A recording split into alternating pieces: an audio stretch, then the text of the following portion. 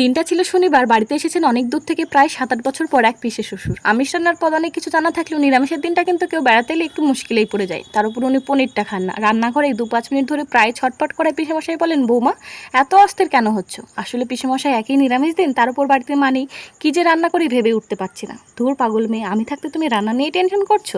আমার হাতের রান্না খাওয়ার জন্য গোটা দুনিয়ার মানুষ পাগল হয়ে থাকে। তা আলু পটল তো কেটে রেখেছো দেখছি, ঘরে কি একটু সয়াবিন হবে? হ্যাঁ হ্যাঁ পিসেমশাই, কিন্তু কি করবেন?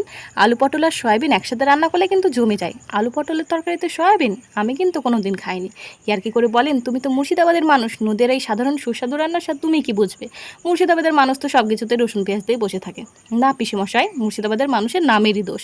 আমরাও ভিন্ন রকম খাবার খেতে জানি, যেটা আপনারা চোখেও দেখেন না। ইয়ার্কি খুনসুটির মাঝে কিন্তু দারুণ সুগন্ধ ছড়িয়েছে। তরকারি থেকে এক টুকরো পটল তুলে মুখে দিতেই আমি তো অবাক। পিসেমশাই একটা রিকোয়েস্ট করব? হ্যাঁ বলো। বলি আপনার হাতটা কেটে আমায় দেবেন? কি? কই গো, তাড়াতাড়ি ব্যাগ ট্যাগ গোছাও।